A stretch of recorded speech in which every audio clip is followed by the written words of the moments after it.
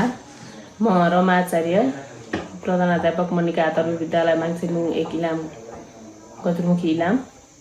हाल स्थापना कालदेखि यो विद्यालयमा शैक्षिक गुणस्तर वृद्धि हुने कामहरू धेरै गरिरहेको छ। हामीले पालिकाभरिकै उत्कृष्ट अङ्ग्रेजी माध्यमबाट पठन पाठन पनि गर्नु सुरुवाती अवस्थामा, र पछिल्लो समयमा आएर पनि गुणस्तर राम्रै छ। गत 2082 सालको शैक्षिक सत्रमा 72 जना विद्यार्थी अध्ययनरत थिए। यो साल 83 मा हाम्रो 65 जना विद्यार्थी यस विद्यालयमा अध्ययनरत छन्। लगभग शैक्षिक गुणस्तर वृद्धि गर्नको लागि पठन पाठन मात्रै ठुलो कुरा होइन रहेछ, त्योभन्दा अतिरिक्त बाहिरी क्रियाकलापहरूले पनि धेरै असर पार्ने रहेछ। जस्तै हामी बिहान प्रार्थना सभा 15 मिनट बस्छौँ।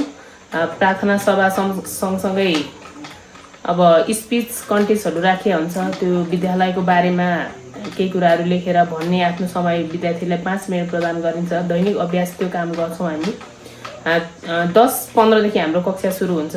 कक्षा सुरु सँगसँगै पठन पाठनका क्रियाकलाप सकिन्छ। जब 3:45 मा हाम्रो अन्त्य हुन्छ, त्यो पछाडि पनि हामी पठन पाठन शैक्षिक गुणस्तर वृद्धि होस् भन्ने हिसाबले गुणन तालिकाहरू, यता गिन्तीको चार्ट, अनि बारहरू, महिनाका नामहरू हामी शिक्षकहरूले पहिला सिकाउने, र त्यो पछाडि विद्यार्थीलाई पालै पालो प्रत्येक क्लासलाई पालो दिएर, अनि सानो क्लासहरूलाई ABCD क ख यो धारणाहरू डेली दिन्छौँ। 15 मिनटको हाम्रो एसेम्ब्ली बेलुका पनि हुन्छ 4 बजीसम्म। त्यो कारणले गर्दाखेरि चाहिँ विद्यार्थीहरूमा पढाइको दिगो अलिकति केही सुधार हुँदो रहेछ, गुणस्तर बढ्दो रहेछ जस्तो हामीलाई स्थापना कालैदेखि हामीले यो प्रयास चाहिँ गरिराखेका हो।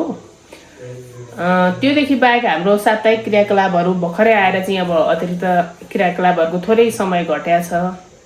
नभए हप्तामा एउटा अतिरिक्त क्रियाकलाप जहिले पनि हामी गर्छौँ, कुनै दिन पनि छोड्दैनौँ। अब त्यस्तै मौसमहरूले साथ दिएन भने मात्रै पठन पाठनदेखि बाहेक अतिरिक्त क्रियाकलापहरू धेरै गर्छौँ। क्विजको वक्तित्व कला, चित्रकला, शैक्षिक क्यालेन्डरमा दिएका कुराहरूलाई चाहिँ अब हामीले जहिले गरिराखेका पनि छौँ। त्योदेखि बाहेक हामी अभिभावक भेलाहरू शैक्षिक गुणस्तर वृद्धिको लागि, अनि प्रत्यक्ष रूपमा विद्यार्थीहरूलाई पनि अभिभावकहरूलाई बोलाएर भेलै नभए पनि एकाएक गरेर अफिसमा कक्षागत रूपमा अभिभावकहरूलाई बोलाएर के कसो छ घरमा, घरको वातावरण र विद्यालयको वातावरण बिच मेल खाएन भने सम्झाइ बुझाइ गरेर पठन पाठनमा चाहिँ जोड दिने प्रयास चाहिँ हामी प्रत्येक शिक्षकले, हामी स्थानीय बाहिरको कोही पनि शिक्षक छैन, हामी यही वरिपरिका शिक्षकहरू 7 जना छौँ। 2 जना बाल विकासमा हुनुहुन्छ। हाम्रो बाल विकासमा 2टा सेसनहरू गरेर पठन पाठन हुन्छ। यो आर्थिक वर्षमा गाउँपालिकाबाट हाम्रो स्मार्ट टिभी अनि 2 कोठी भवन, जो अति नै आवश्यक थियो, लगभग स्थापना कालैदेखि हामीले भवन भनेर वर्षेनी हालिरहेको थियो। यो साल पुरा भएको छ। विशेष धन्यवाद त्यसको लागि माङसिङमुङ गाउँपालिका, वडा कार्यालय, स्थानीय सरकार सबैलाई हामी दिन चाहन्छौँ। र अबको समयमा शैक्षिक गुणस्तरलाई वृद्धि गरिराख्नको लागि अब हाम्रो 1 जना भाषा शिक्षक पनि नियुक्ति हुँदै हुनुहुन्छ। त्योदेखि बाहेक हाम्रोमा अति आवश्यक आइटीसँग सम्बन्धित कार्यालयको कामहरू, प्रशासनिक काम गर्नको लागि पनि हामीलाई अहिले आइटीसँग सम्बन्धित पहिला दिएका डेस्कटपहरू सबै बिग्रिए, ल्यापटपहरू बिग्रिए, र नजिकको विद्यालयबाट डेस्कटप, ल्यापटप र वडा कार्यालयसँग गएर पनि हामी समन्वय गरेर काम गरिरहेका छौँ। हाम्रो खड्किदो समस्या भने चाहिँ अब आइटीसँग जोडिनु नै हो। र त्योदेखि बाहेक हाम्रो विद्यालयमा थोरै, यदि स्थानीय सरकारसँग मेरो माग के हो भन्दाखेरि, यदि मिल्छ भने माध्यमिक तहहरूमा त अब कम्प्युटर प्रशिक्षकको व्यवस्था छ। अब सबै कामहरू विद्यालयले कम्प्युटरको माध्यमबाट गर्नुपर्छ।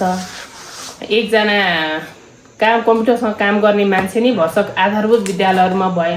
अब प्रधानाध्यापकको पनि सबै पिरियड हुन्छ, 7 पिरियड हुन्छ। शिक्षकको दरबन्दी कमी भएको कारणले त्यो गर्न पाए। अबको माग चाहिँ हाम्रो गापासँग, स्थानीय सरकारसँग, वडासँग, आइसिटीसँग हामीलाई चाहिँ कसरी हो छिटो कनेक्ट गराइदिनु पर्यो।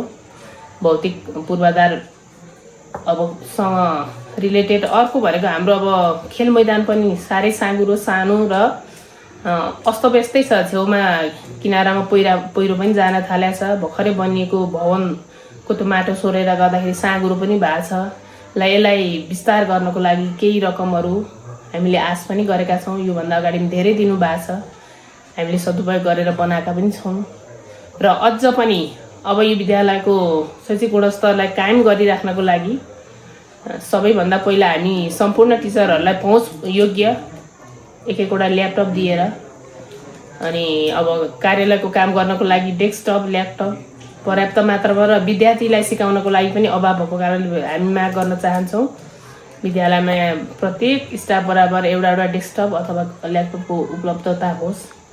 अनि विद्यार्थीको लागि अतिरिक्त क्रियाकलाप र अन्य मनोरञ्जन क्रियाकलाप गर्नको लागि खेल मैदान, त्यसको घेराबारा अनि विद्यालयको भौतिक पूर्वाधारलाई चाहिँ जतन गर्नको लागि घेराबारा सहितको गेट, खानेपानीको धारा, शौचालय, बालमैत्री बनाइराख्नको लागि केही खेल सामग्रीहरू बाल विकासमा पर्ने विद्यार्थीको लागि त्यो कुराहरू चाहिँ हाम्रो आवश्यकता छ। अब म स्थानीय सरकार, वडा कार्यालय, गाउँपालिका र विशेष धन्यवाद नयाँ बुलन्दर.com आउनुभएको सरलाई दिन चाहन्छु। उहाँले यो मौका दिनुभयो, हाम्रो जस्तो सानो विद्यालयमा आएर पनि मलाई केही शब्दहरू राख्न दिनुभयो, त्यसको लागि विशेष धन्यवाद हजुरहरू सबैलाई। र यो सुनवाई चाहिँ स्थानीय सरकार माङ्सेबुङ गाउँपालिका समक्ष पुर्याइदिनुहुन्छ होला भन्ने पनि मैले आशा गरेको छु। हस्, धन्यवाद।